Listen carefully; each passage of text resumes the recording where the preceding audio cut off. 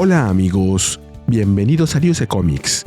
Aquí les traigo Aquaman número 11, con guión de Jeremy Adams y arte de Nimit Malavia. Espero que les guste. La historia comienza en el reino perdido de Atlantis, en la actualidad. Garth, Mera y Jackson están reunidos frente a un campo de fuerza. Garth abre una brecha en la barrera mágica y le dice a Mera que solo puede enviar un alma a través de ella, pero que debe apurarse, ya que siente que quien la creó intenta detenerlo. Luego sentencia que debe irse ahora.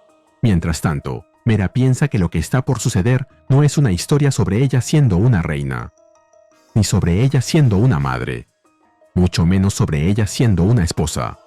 Mera se despide de su bebé, Andrina, mientras la besa y le dice que no se preocupe, ya que va a encontrar a su padre y que ambos volverán a estar juntos como una familia. Luego entrega a la bebé a Jackson y le dice que deja a su hija y su reino en sus manos. Él le confirma que va a defender ambas cosas con su vida. Garth insiste para que Mera se apure antes de que la brecha vuelva a cerrarse. Mera contesta que está lista y se lanza a través del agujero, mientras piensa que lo que está por ocurrir es una historia sobre ella salvando a su rey, y a la vez, salvando el universo. Nos movemos a la Tierra. Antes del comienzo del torneo, dice Keio. Aquaman avanza a gran velocidad. El Nautilus apenas puede seguirle el ritmo. Dentro de la nave, Arion, Titanus y San se reúnen en torno al Capitán Nemo. Arion pregunta a dónde se dirigen esta vez. San le responde que no lo sabe. Arthur solo dijo que había problemas y se marchó. Nemo contesta que, a donde sea que vayan, están saliendo a la superficie, así que les ordena que se preparen. Titanus exclama que él siempre está listo. Nos movemos al Océano Pacífico Norte. En un crucero, la gente está siendo atacada por los Parademons. Aquaman rescata a un hombre de ser devorado por una de las criaturas, mientras comenta que el Parademon probablemente pensó que era parte del buffet. Arthur le dice al equipo que se ponga en marcha y que encuentre y proteja a todos los civiles que pueda, mientras piensa que ese nuevo poder suyo, el Blue, el azul, le permite sentir todo en el océano. Ahora mismo, cada rincón grita con dolor. Mientras combaten, Andrina le pregunta qué son esas criaturas. Él le responde que son Parademons, bestias oscuras de Apocalipsis, mientras piensa que no sabe por qué demonios están ahí.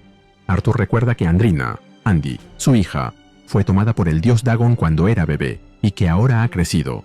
Se lamenta por haber perdido tanto tiempo, ya que ni siquiera la conoce o sabe qué le gusta, pero cada gesto le recuerda a su madre. Andrina comenta que, dado que son monstruos, no tiene que contenerse. Arthur le da la razón y Andrina desata su furia contra un par de Parademons. Un poco más allá, una familia está a punto de ser lastimada por Parademons. El hombre se levanta, ya que él quería ir a un parque temático, pero terminaron ahí. De pronto, unas cuchillas salen del agua y cortan a los Parademons, derrotándolos. Vivienne, The Lady of the Lake, la dama del lago, aparece y le informa a Arion que ha transportado a varios civiles al Nautilus y que San y ella continuarán buscando a otros. San bromea con ella diciéndole que deberían cambiar su nombre a Dama de la Piscina, y agrega que no sabía que pudiera hacer eso. Ella le contesta que, ahora que el Blue ha vuelto, puede moverse entre sus diversas corrientes, aunque no tan rápido como Arthur. Y finalmente le dice a San que deje de hablar y encuentre a todos los inocentes que pueda. Como comentario, la Dama del Lago es una herrera, hermana de Morgaine Le Fay y Madame Xanadu, conocida por fabricar armas legendarias como la espada Excalibur y el tridente de Poseidón. En otra parte del crucero, Titanus lanza a varios Parademons por el aire, mientras lanza un rugido. Arion y Lori también hacen lo suyo. San, por su parte, piensa que se alegra de estar de vuelta en casa, pero después del asunto del Absolute Power, nada ha sido lo mismo. Comenta que Jaina, su hermana, está perdida, y que la Justice League ha aceptado a prácticamente todo el mundo como miembros, incluso a tipos raros como Swamp Thing. Él mismo ahora puede convertirse en agua.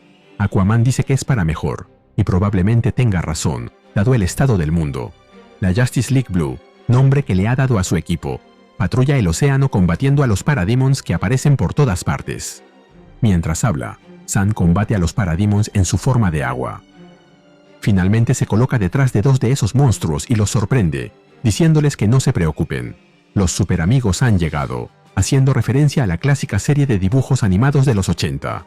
Los Parademons lanzan un rugido e intentan golpearlo, pero San se convierte en agua en el último segundo, provocando que se golpeen entre ellos, noqueándose mutuamente. San llega a la habitación en la que Aquaman está luchando y le comenta que ha encontrado a más civiles. Arion comenta que los Parademons que quedaban han decidido huir. Lori se pregunta a dónde habrán ido.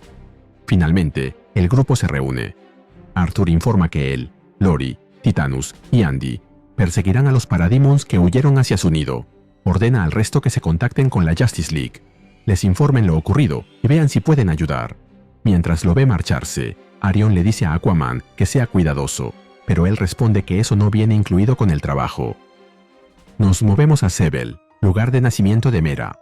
Mera llega deslizándose en una corriente de agua y piensa que por fin ha llegado, pero no está segura si lo que tiene ante sus ojos es Sebel. Le parece extraño y no sabe dónde está todo el mundo.